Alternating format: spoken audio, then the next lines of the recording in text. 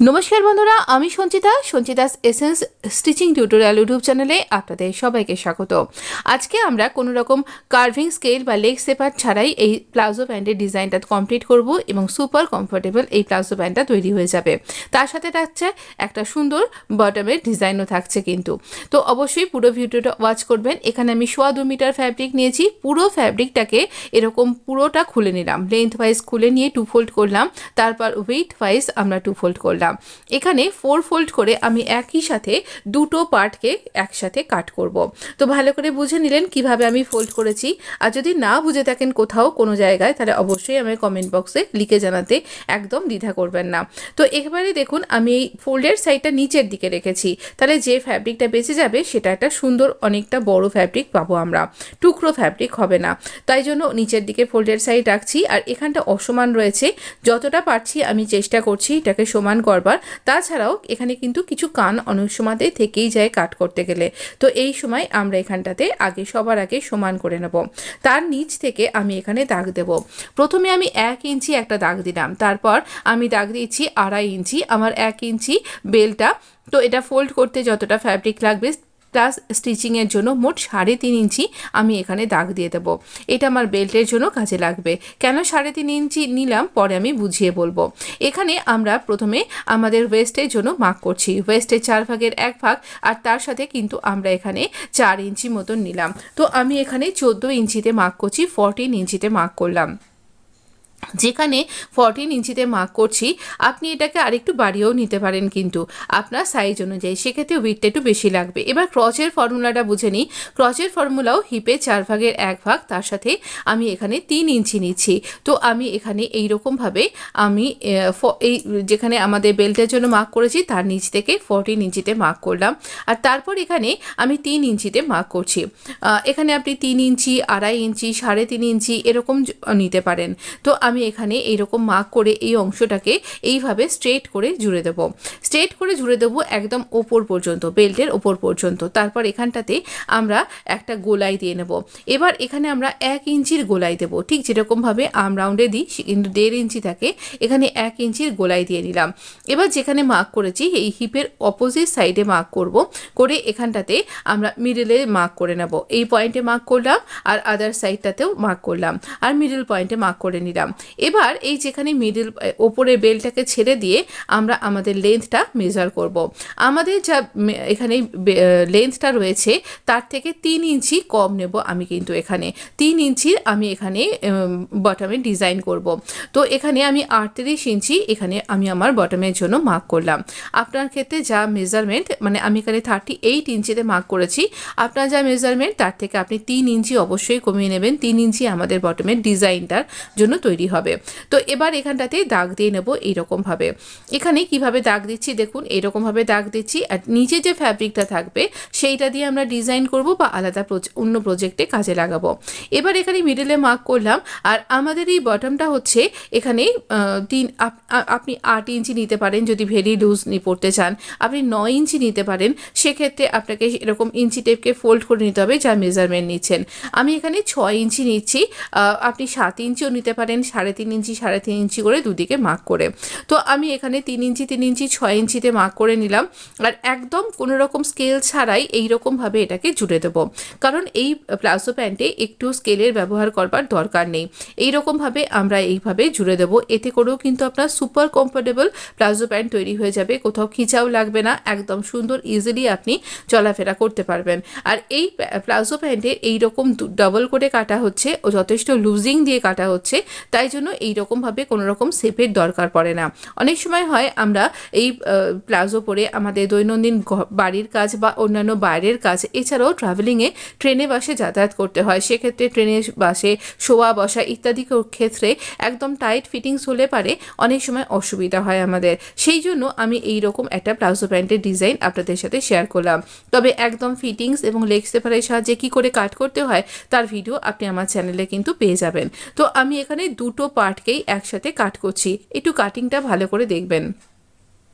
এইভাবে ক্রচ এরিয়াটাকে কাট করছি, যেহেতু দুটো দিকই একসাথে কাট করছি তাই জন্য আমার ক্রচ এরিয়ার এই মেজারমেন্টটা একটুখানি বড় রয়েছে।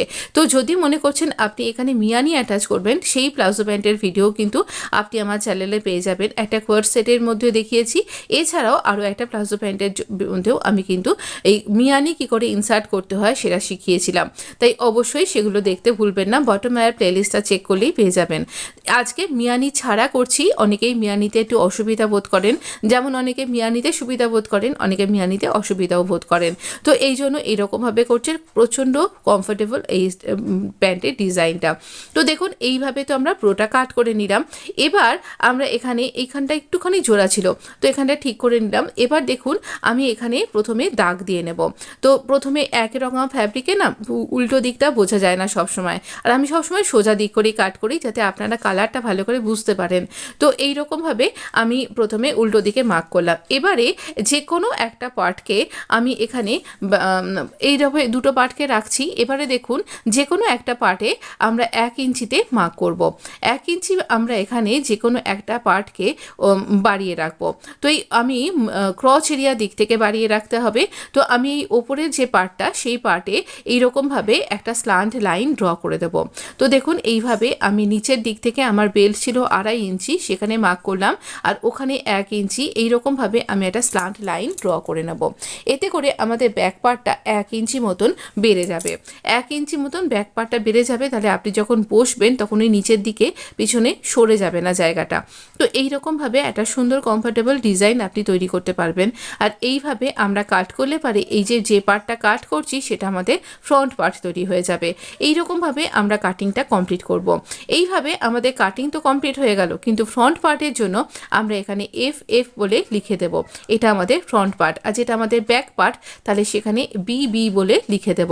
তো আমরা ফ্রন্ট পার্টের ক্রচ লাইন আলাদা করে জুড়ে নেব, দুটো এরকমভাবে পোর্শনকে ধরবো, ধরে এইভাবে আমরা মার্জিন বরাবর এখানে কিন্তু স্টিচ করে নেব। তো এইভাবে স্টিচ করার পরে ডবল স্টিচ করবেন, যেভাবে আমি আপনাদের সাথে শেয়ার করেছি। তো এইভাবে স্টিচ করব, তারপর এটাকে খুলে নিয়ে আবার একটা পয়েন্টের সেলাই দিয়ে নেব। তাহলে পরে আর পিকো করার যদি সুবিধা থাকে তাহলে পিকো করবেন, বা ফোল্ড করেও কিন্তু স্টিচ করতে পারেন, কারণ এই জায়গাটাতেই বেশি চার পড়ে, তাই এই জায়গাটা ভালো করে স্টিচ করাটা, ঠিকঠাকভাবে স্টিচ করাটা খুব দরকার। ব্যাক পার্টেও কিন্তু দুটো উল্টো সোজা দিকটাই ভেতর দিকে রেখে উল্টো দিকগুলো বাইরে রেখেছি, আর এইভাবে আমরা স্টিচ করে নেব। আমরা এখানে নিয়েছি 3 ইঞ্চি একটা সোজা স্ট্রিপ। এই সোজা স্ট্রিপটা বেশ যতটা আপনার বটমটা রয়েছে সেই বটমের 3 গুণ বেশি নেবেন এখানে লেন্থটা। তো যতটা আমাদের বটমটা রাউন্ডটা তার 3 গুণ বেশি নিতে হবে। আমি এইভাবে ছোটো ছোটো করে প্লিট তৈরি করে নিচ্ছি, এইরকমভাবে প্লিট করে নিচ্ছি বেশ লম্বা। যতখানি আশপাশ থেকে ফ্যাব্রিক আমার বেঁচে গেছে সব ফ্যাব্রিকটাকে জুড়ে দিয়েছি। ওই যে সাইড থেকে তিরছা করে যে পটিগুলো বেরিয়ে গেল সেগুলোকে জুড়ে এইরকমভাবে লম্বা একটা প্লিটেড আমি এরকম পোর্শন তৈরি করে নিলাম। এইভাবে ফ্রিল তৈরি করে নিয়েছি আমি। এবার আমরা নিয়েছি আরও একটা বড় 6.5 ইঞ্চি চওড়া আরও একটা বড় ফ্যাব্রিক নিয়েছি। এই ফ্যাব্রিকটাকে আমি ডাবল করে নেব, তাহলে আমার 6.5 ইঞ্চির ফ্যাব্রিকটা ডাবল হয়ে গেল। এবার যেখানে ডাবল করেছি সেই একদম কিনারা ঘেঁষে, একদম যতখানি আমার ধারের দিকে কিনারা ঘেঁষে একটা স্টিচ করে নেব, তাহলে এই নিচের দিকটা ঠিকঠাক থাকবে, সরে যাবে না। এখানে আমি একটা কার্ভ এরকমভাবে দেখুন একটা লেস নিয়েছি চওড়া, তো এই নিচের দিকটা কিন্তু কার্ভ করে রয়েছে, আর এই উপরের দিকে যে পটিটা সেখান থেকে একটুখানি যেখানে আমাদের মোটামুটি মেশিনের প্রায় 2 ফুট এরকমভাবে সরিয়ে আমরা এখানটাতে এই কিনারি বরাবর স্টিচ করে নিচ্ছি। একদম সোজা সোজা স্টিচ করব, একদম কোথাও যেন টেনে বেঁকে না যায়। এক্সট্রা অংশকে কাট করে দেব। তারপর আবার এই যেখানটায় কার্ভগুলো রয়েছে এই কার্ভ বরাবর একটা স্টিচ করব। এই স্টিচ করাটা কিন্তু দরকার, না হলে না কি হবে, আপনি যখন মেশিনে ওয়াশ করবেন বা বাড়িতেও হ্যান্ড ওয়াশ করেন যদি, তাহলে এটা না ছিঁড়ে যেতে পারে লেসটা। তাই জন্য আমরা এটাকে শক্তপোক্ত করার জন্য এরকম কার্ভ করে করেই এখানটাতে স্টিচ করে নেব। এইভাবে স্টিচ করা হয়ে গেছে। এবার প্রথম যে স্টিচ করেছিলাম আমরা যে জায়গাটায়, সেই জায়গাটাকে এরকমভাবে রাখছি, রেখে এর ওপরে এই যে ফ্রিলটা তৈরি করেছিলাম এই দুটো পোর্শনকে একসাথে ধরে একদম দুটোরই যে সেলাইয়ের যে লাইনটা সেই লাইনটা বরাবর স্টিচ করব। আলাদা করে কিন্তু স্টিচিং লাইন তৈরি করব না। আমাদের না এইটা হচ্ছে এই প্লাজো বটমের ডিজাইনটা। এই ডিজাইনটা দেখতে ভীষণ সুন্দর লাগে, পরলে তো ভীষণই সুন্দর লাগবে, একদম অন্য রকম একটা লুক আসবে। একটা সাইড প্ল্যাকেট এরকম কুর্তি করেছিলাম না ফ্রিলের দিয়ে, তার সাথে কিন্তু এটা সুন্দর চলে যাবে, বা আপনি যে কোনো রকমের কিছুর সাথে এটা পরতে পারবেন, খুব ভালো লাগবে। ভালো লাগছে না? ডিজাইনটা বেশ সুন্দর। এবার আমরা দেখুন এখানে এই সাইডটাতে হিপ লাইন বরাবর আমাদের কিন্তু দুটো স্টিচ করা হয়ে গেছে। এবার দুটো, এটা ব্যাক পার্ট, তার উপরে সোজা দিক করে দুটো সোজা দিক মুখোমুখি থাকবে, আমরা দুটো পার্টকে এইভাবে রাখবো। আচ্ছা, এবার স্টিচ করব সাইড অংশ। সাইড অংশ স্টিচ করার সময় ওপর থেকে মেলাবেন না, নিচের দিক থেকে মেলাবেন। এই নিচের বটম থেকে ওপরের দিকে মেলাবেন। তাহলে কি হবে, ওপরের দিকে তো আমাদের 1 ইঞ্চি ছোট বড় আছে, নিচের দিকটা তো ঠিকঠাকই আছে, তাই নিচের দিক থেকে মেলালে ওপরে দেখবেন 1 ইঞ্চি আপনি এক্সট্রা ফ্যাব্রিক পাচ্ছেন। এটা কি করে স্টিচ করতে হবে সবই আমি কিন্তু খুঁটিনাটি আপনার সাথে শেয়ার করেছি। তো আমরা সাইড লাইন দুটো জুড়ে নিয়েছি। দেখুন এইরকমভাবে আমরা স্টিচ করব। আমি না পিকোও করে নিয়েছি, আপনি ফোল্ড করেও স্টিচ করতে পারেন। এবার দেখুন এটা 3 ইঞ্চি আমাদের ফ্যাব্রিকটা ছিল, পটিটা করার কথা ছিল, আমি 3.25 ইঞ্চ করেছি। 25 ইঞ্চ আমাদের স্টিচিংয়ের জন্য এক্সট্রা রেখেছি।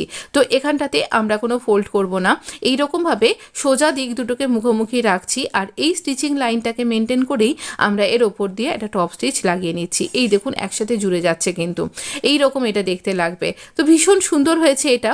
আমি আর না মিডিলের সাথে মিডিলটাকে জুড়ে নিয়েছি, তাহলে পারে কোথাও ছোট বড় হলে সাইডে স্টিচিংয়ের মধ্যে চলে যাবে আর সামনে থাকবে না। তো এই জন্য আমি একদম মিডিলের সাথে মিডিল পিন দিয়ে আটকে নিয়েছি, আর সরে নড়েও যাবে না। এবার আপনি ফ্রিলটাকে নিচের দিকে নামিয়ে দিন, দিয়ে এইরকমভাবে ফ্রিলটা যেখানটাতে স্টিচ হয়েছে তার একটা দেখবেন 0.25 ইঞ্চ একটা পটির মতন আপনি হাতে দিয়ে টাচ করলে বুঝতে পারবেন, সেই অংশটাতে আগে স্টিচ করে নিন।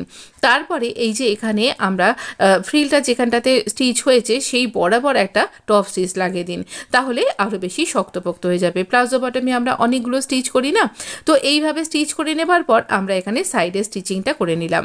এবার দেখুন আমরা এখানে ইলাস্টিক নিয়েছি, যা আপনার ওয়েস্ট লাইনের মাপ রাউন্ডটা তার থেকে আপনি 4 ইঞ্চি মতন কম নেবেন বা 3 ইঞ্চি কম নেবেন। তো তাহলেই একদম ঠিকঠাক ইলাস্টিকের সাইজ কিন্তু আপনি পেয়ে যাবেন। আমার এটা 1 ইঞ্চি চওড়া ইলাস্টিক, আমি প্রথমে মুখোমুখি জুড়ে নিয়ে রাউন্ড করে এইরকম একটা ফ্যাব্রিক টুকরো দিয়ে আমি এটাকে একটু শক্তপোক্ত করলাম, এতে ইলাস্টিকের লংজিভিটিটা অনেকটা বেড়ে যায়। আমি এখানে ফ্রন্ট আর ব্যাক লিখে দিলাম, আর এখানে ফ্রন্ট পার্ট থেকে বসাচ্ছি। আর আমরা কিন্তু প্লাজোটাকে সোজা দিক করে উল্টো দিক করে সেলাই হয়েছে, সোজা দিকে টান করে নিয়েছি। আমরা কখনোই ইলাস্টিকের ওপর দিয়ে কিন্তু স্টিচ করব না, ইলাস্টিকটাকে ভেতরে রাখছি, আর আমরা 1/2 ইঞ্চি মতন ফোল্ড 0.25 ইঞ্চ মতন ফোল্ড একটা সিঙ্গেল ফোল্ড করে কিনারিটা স্টিচ করে নিয়েছি। এবার দেখুন এই যে এইখানটাতে ছোট বড় হচ্ছে, এই যে এখানটা ছোট বড় হচ্ছে, এখানটাতে আমরা একটা ফোল্ড করে প্লিট মতন করে নেব, দিয়ে আমরা ফ্রন্ট পার্ট থেকে ব্যাক পার্টে চলে যাব। যখন আমরা ওয়্যার করব তখন আমাদের মার্ক হয়ে থাকবে এটা আমাদের ব্যাক পার্ট, এটা আমাদের ফ্রন্ট পার্ট। তো এইভাবে আপনি পরবেন। এছাড়াও এটা তো সামনের দিকে এগিয়ে আসছে না, সেই জন্য ওরকমভাবে বোঝার সুবিধা নেই। তো এইভাবে আমরা এটাকে কন্ট্রোল করতে পারবো। তো এইভাবে আমরা কিন্তু খুব সহজেই এই ইলাস্টিকটা বসাবো। আমাদের এই দেখুন আবারও যখন আমরা এখানটা করছি, এখানটা একটা ফোল্ড করে প্লিট করে নিয়েছি, আর এটা পিছনে থাকছে, এটা বোঝাও যাবে না বাইরে থেকে, আর ভেতর দিকেও বোঝা যাবে না বিশেষ একটা। তো এইভাবে আমরা স্টিচিংটা কমপ্লিট করব। ইলাস্টিকটাকে টেনে টেনে নিয়ে এইভাবে স্টিচ করব। তারপর গ্যাদারটাকে পুরোটা সমস্ত দিকে ছড়িয়ে দিয়ে এইরকম 2 হাতে দিয়ে টেনে ধরে এইভাবে স্টিচ করব। তো এইরকম করে আমাদের প্লাজো প্যান্ট একদম রেডি হয়ে গেছে। দেখুন কি সুন্দর এই ফিটিংসটা হয়েছে, দেখতে অপূর্ব হয়েছে। আপনি যে কোনো কিছু দিয়ে এটা ওয়্যার করতে পারবেন, ভীষণ সুন্দর দেখতে লাগবে। আর এই জন্য সাদা ফ্যাব্রিক দিয়ে করেছি, তার মানে কোনো সাদা রঙের ড্রেস অবশ্যই আসবে কিন্তু।